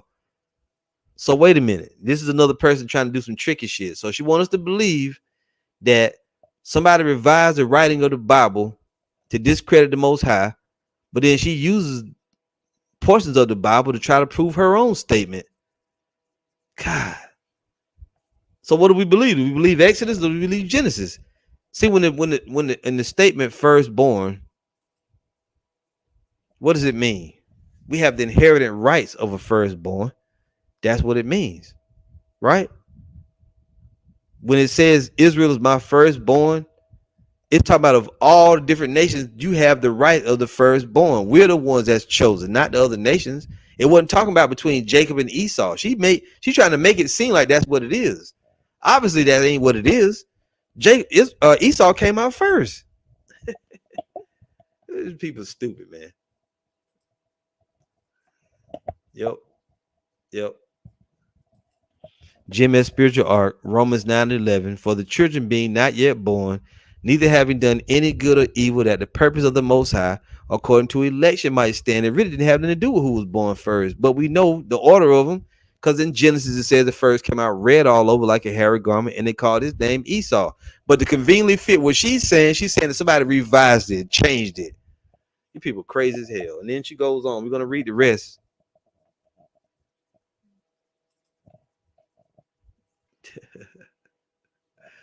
Yeah, this is the Zonomoth, 2 Esdras 3:16. And unto him thou gavest Isaac, and unto Isaac also thou gavest Jacob and Esau. As for Jacob, thou didst choose him to thee and put by Esau, meaning pushed him away. And so Jacob became a great multitude. These people, man, they ain't playing with a full deck. She goes on. Nothing she says is valid. She ain't a prophet. The scripture is correct in stating that for the children being not yet born, neither having done any good or evil, that the purpose of the Most High, according to election, might stand, not of works, but of him that calleth. Hold on, y'all. Yep. It was said unto her, the elder shall serve the younger, as it is written, Jacob have I loved, but Esau have I hated. What shall we say then? Is there unrighteousness with the Most High? God forbid, Romans 9:11 through 14. Listen to this. Now let's consider one thing. Are we not Jacob today? The Negroes who were enslaved by Esau? No, Jacob is not only just Negroes, it's also Latinos and Native Americans as well. Are we not Jacob's descendants who is serving his younger brother Esau's descendants? No, Esau ain't his younger brother. Esau is the eldest brother. What are you talking about, you dingy broad? Are we not Jacob's descendants who is serving his younger brother Esau's descendants, Edom, today? That prophecy is being fulfilled right now, but there's one more to come in the near future, and it's a glorious one for us. This is why the book of Esdras was not, here we go. Hold on here. This is why the book of Esdras was not included in the canon. And you start hearing niggas talk about the canon, she been rubbing elbows with Edomites. For Esau is the end of this age, and Jacob is the beginning of the age that follows. For the beginning of man is his hand, and the end of a man is his heel. Oh Lord. Between the heel and the hand, seek for nothing else, Ezra. Books of Esdras 1 and 2, Defender Publishing, LLC. And we must consider the culture. See, this woman is going off. By putting all this shit on the comment board to begin with, you already going off. What I want to know is, you want us to take you serious as a person that follow the Most High, but you won't acknowledge that you don't supposed to be teaching. How you gonna say you follow the word of the Lord and you want people to listen to you? You teaching them something from the word of the Lord, but inside of the very book that you claim to be teaching from, it told you to shut the fuck up and not to be trying to teach. You're gonna ignore that part, but then you're gonna come with the rest and want us to think that you got some kind of profound knowledge when, number one, prophets are only men to begin with. Number two, you ain't obeying what's in the book. It told you to shut your damn mouth, and here you are, all over the comment board. And believe me, people, that comment board, Esau is not letting me know when comments go on it. So I have to go there every day or so and check that comment board and filter out all the bug outs, because there's been a bunch of them on there. And the ones that I say we can use for edification, I screenshot them and then I share them, and we read it and pick it apart. But the person is blocked. She's gonna start bugging out now. And we must consider the culture in which our people live, which was in Africa. Wrong. They didn't speak Hebrew, especially modern Hebrew. If you did a study on languages, you'll find an African language called Congo that is much more ancient than Paleo Hebrew. Here's a tactic that these people from these other religions try to use. They want to go back in time and prove to you that their language or their culture was before the Bible was written. So that means they're the original people. Now here she is trying to tell you that about the Bible, but now she's starting to insert some other shit where this language is before Hebrew. In the language Congo, our ancestors named us based upon events or prophecies. Interestingly, Jacob's name in Congo is spelled Akobi, and it means firstborn. By the way, where's all her proof at? You can make up anything and say it. Now, some of the stuff she's saying could be true, but how in the fuck do you expect us to believe it for all the reasons I already named? And on top of that, the one book that could substantiate it, you reading from it, and it doesn't mention any of this shit. Also, did you know that when twins are born in Africa, the first limb that pops out of the womb is marked by a ribbon or string to differentiate between who was born first? So, regardless if she came out last, this is why the Europeans rewrote our text and replaced names in the Bible so that we would not know the truth. Okay, so you're saying that the so-called white man rewrote the Bible, but yet you keep trying to read from it to convince us of some shit. It's the same thing as the black consciousness person was doing. These people are crazy as hell. Even the name Israel and Jew is not from the Most High. You need to read a book titled, now you're plugging another book. Not the Bible. We need to read another book. This right here is when they say, all you got to do is give us $19.99. You need to read a book titled Satan, Prince of This World by Admiral William Carr. Wait a minute. Would he be of the same people that you said rewrote the Bible that we shouldn't trust? But now you're going to plug a different cracker and tell us to read his book that he wrote? God damn, you people need to think a little bit before you write this shit. He exposes what the U.S. and Britain had planned since the 1700s. They created the state of Israel in 1948 and murdered the, hold on, and murdered the indigenous. Let's read it again. They created the state of Israel in 1948 and murdered the indigenous Palestinians. The changing of names and fake locations of the promised land came into existence after the Dark Ages. This is when Rome, Jesuits, Vatican, and the secret societies began their campaign to destroy the children of the Most High so that they, Esau, Edom, would remain in power. One last thought. Only one? The Bible has truth and some lies. It'll take the Holy Spirit to discern the difference. All this from a prophet. See that?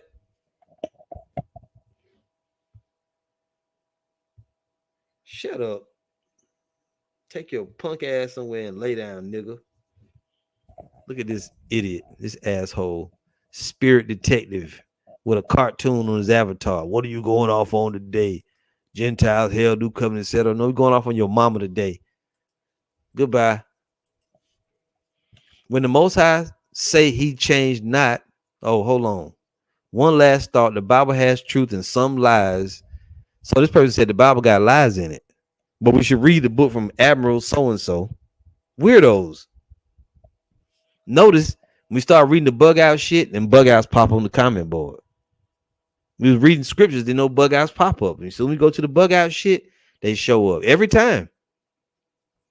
One last thought. The Bible has truth and some lies, and it'll take the Holy Spirit to discern the difference. When the Most High say he changed not, nor does he tempt man with evil, but rule with righteousness, he meant it, and that's why he's called a sovereign judge. If Satan tainted the Garden of Eden with a tree riddled with forbidden fruit for Adam and Eve to eat, here we go again with Adam and Eve, and ultimately die spiritually from it, what made people think he won't used the same tactics on the Bible? First off, you crazy broad. It wasn't a literal tree. It wasn't literal fruit. When all your depth of knowledge, you didn't know better than that. You didn't know that.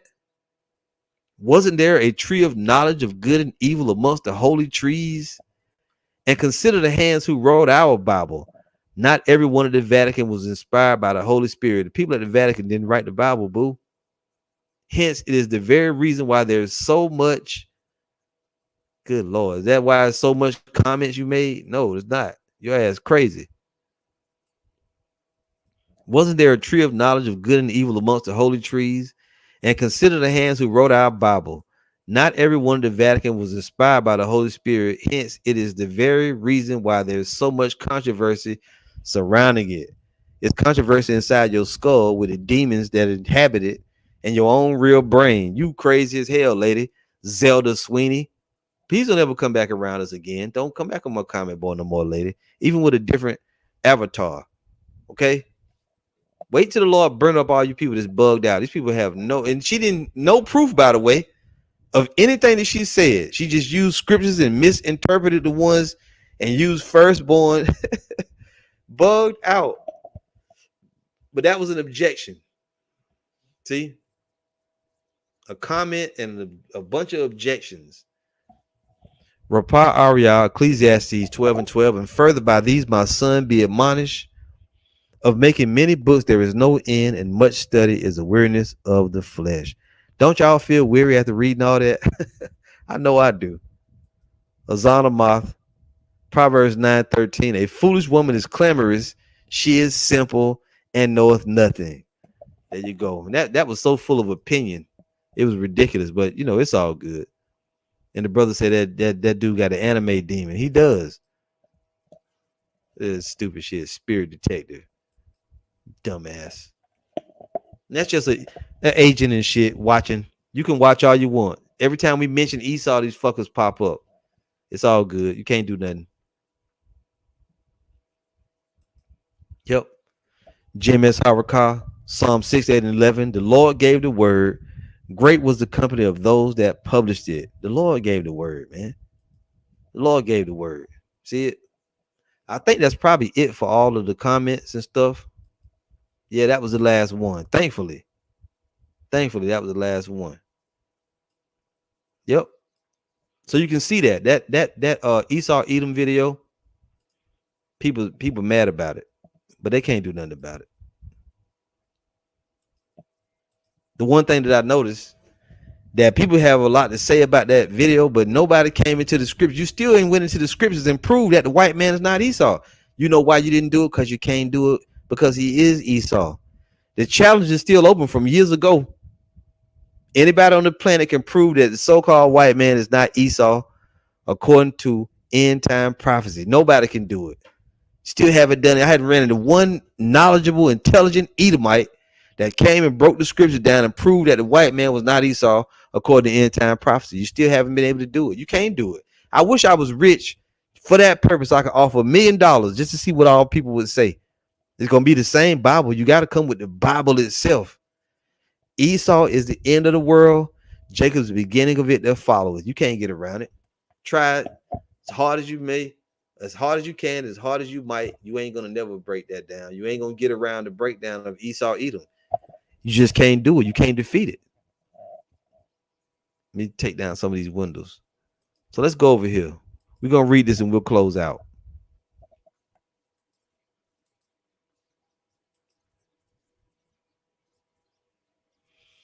So this is GMS Spiritual Arc. 2 Timothy 3:16. All scripture is given by inspiration of the Most High and is profitable for doctrine, for reproof, for correction, for instruction in righteousness, that the man of the Most High may be perfect, thoroughly furnished unto all good works. There you go. That's why. That's what the Bible is for.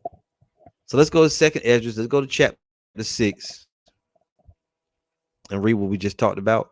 2nd Esdras 6 and 7. I'll start at 6. Then did I consider these things, and they were all made through me alone, and through none other. By me also shall they be ended, and by none other. It's like your brothers. Hold on here. All right. Then answered I and said, what should be the parting asunder of the times, or when shall be the end of the first and the beginning of it that followeth?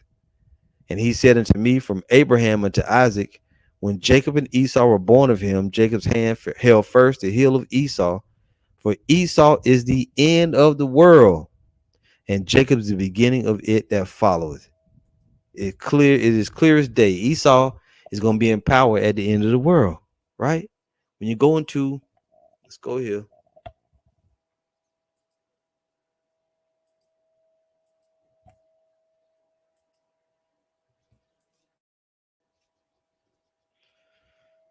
Let's go here to Daniel chapter 2.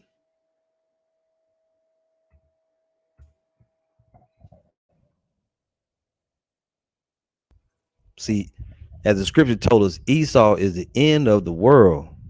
Okay? The end of the world.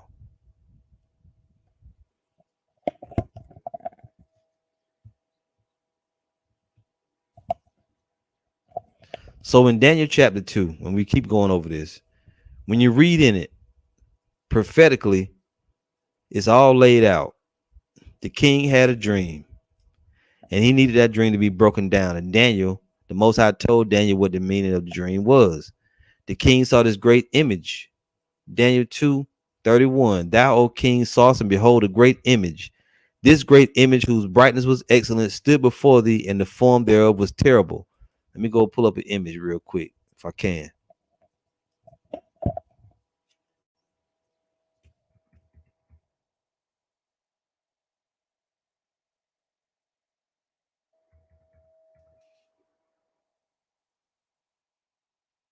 Yeah.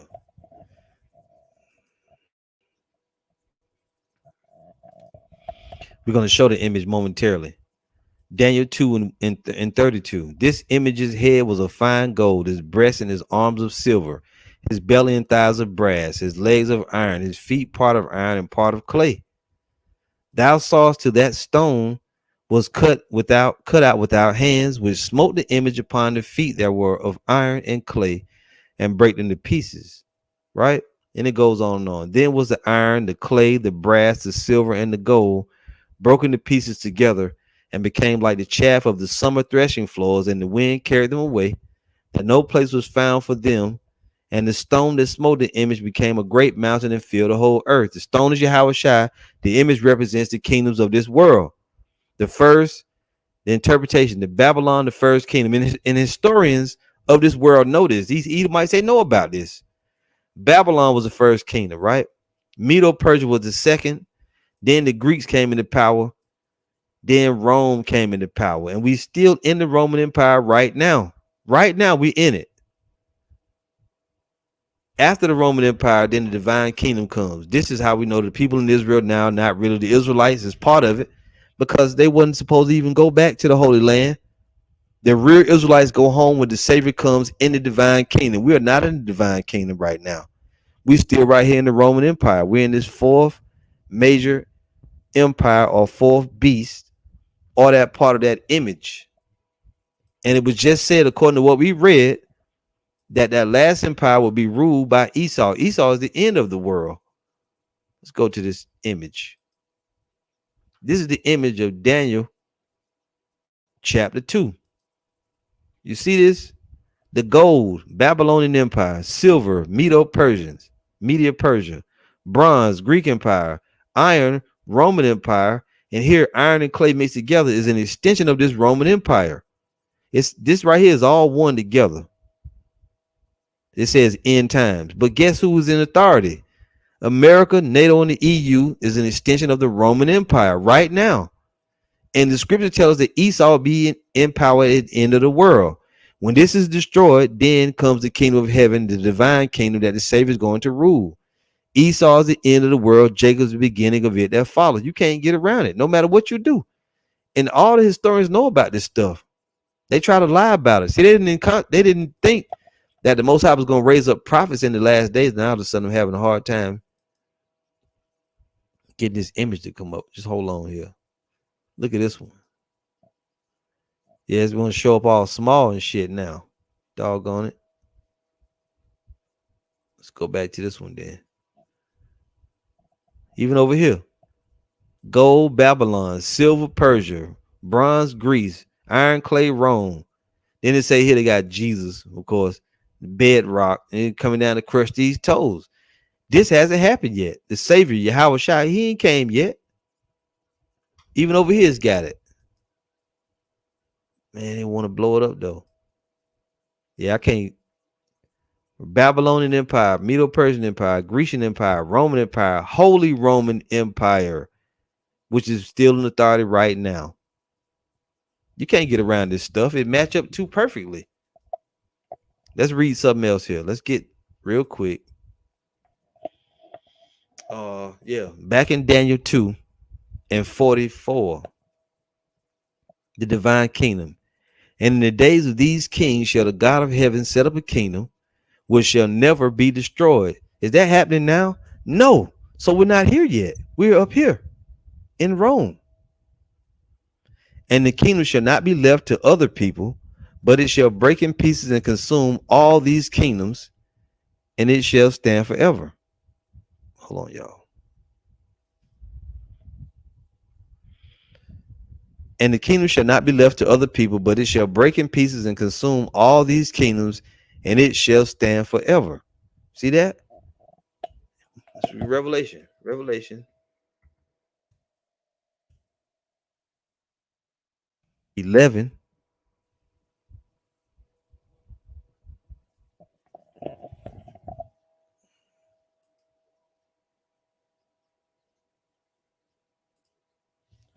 In verse 15, and the seventh angel sounded, and there were great voices in heaven saying, the kingdoms of this world are become the kingdoms of our Lord and of his anointed, and he shall reign forever and ever. You see that? So that's the end right there, when the Savior comes and sets up the kingdom of heaven on the earth. But guess what? Esau being the end of the world, this would have to mean that the Savior, when he comes back, he's going to overthrow Esau. Right? Here it is, Isaiah 63 verse 1. It says, the Most High's vengeance on the nations. Who is this that cometh from Edom with dyed garments from Basra? This that is glorious in his apparel, traveling in the greatness of his strength. I that speak in righteousness, mighty to save. The Savior comes to Edom, the world ruled by Esau, Edom, and take them out of power and set up Jacob. Wherefore art thou red in thine apparel, and thy garments like him that treadeth in the wine fat? I have trodden the winepress alone, and of the people there was none with me, for I will tread them in mine anger, and trample them in my fury, and their blood shall be sprinkled upon my garments, and I will stain all my raiment. For the day of vengeance is in mine heart, and the year of my redeemed is come. There it is, the day of vengeance. And when you read Revelation 18, not 18. Hold on, y'all. I'm gonna try to get it quick. Revelation 18. I got the wrong one. It should be Revelation 6. Revelation 18 does say Babylon the Great, but Revelation 6 gives you the nuclear destruction.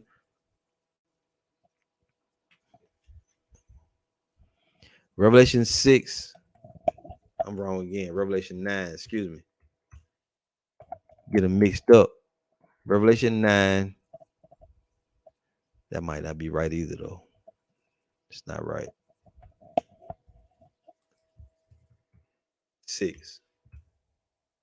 It's 6 and 12.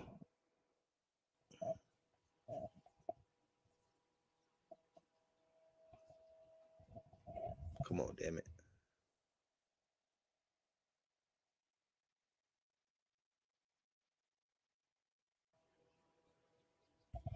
Look at this. Revelation 6 and 12. And when I beheld, when he had opened the sixth seal, and lo, there was a great earthquake. What's going to cause a great earthquake? Nuclear destruction. And this is Babylon the Great is talking about. And the sun became black as sackcloth of hair, and the moon became as blood. And the stars of heaven fell into the earth, even as a fig tree casteth her untimely figs when she is shaken of a mighty wind. And the heaven departed as a scroll when it is rolled together, and every mountain and island will move out of their places. This is the nuclear mushroom cloud right here that's going to hit Babylon the Great, which is an extension of the Roman Empire, right? Now, what else is it called? Isaiah 34 going to take you right back in that circle, and you're going to land on Esau, Edom, Idumea. This is where you're going to land at. Isaiah 34 and 1, come near you nations to hear, and hearken ye people. Let the earth hear and all that is therein, the world and all things that come forth of it. For the indignation of the Lord is upon all nations, and his fury upon all their armies. He hath utterly destroyed them. He hath delivered them to the slaughter. The slaughter is World War III. We call it. The Bible calls it Armageddon. Verse 4, and all the hosts of heaven shall be dissolved, and the heavens shall be rolled together as a scroll, and all their hosts shall fall down as a leaf falleth off from the vine, and as a falling fig from the fig tree. Nuclear destruction, heavens being dissolved and rolled together as a scroll, just like in Revelation 6 and 12. It's talking about Babylon the Great, also known as Rome, spiritual Sodom, spiritual Egypt, spiritual Edom. For my sword shall be bathed in heaven. Behold, it shall come down upon Idumea, Edom, and upon the people of my cursed judgment. So that same judgment of Isaiah 63, Revelation 6, Daniel 2, right? All of it's the same thing. Esau's the end of the world. Jacob's the beginning of it that follows.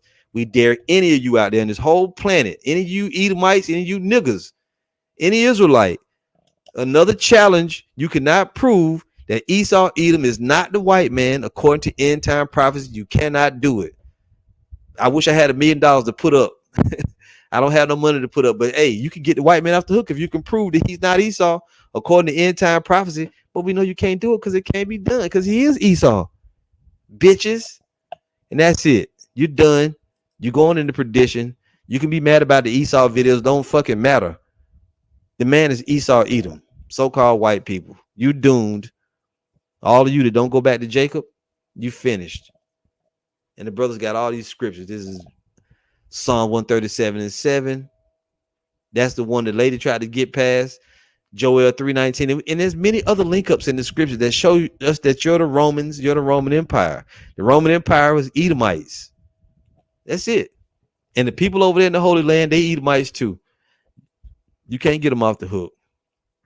Y'all done. The water, everybody. All praise Yahweh by Hashem Yahweh Shai. Double honor to the apostles and elders of the great millstone. Shalom to the hopefully elect. All right. Shalom.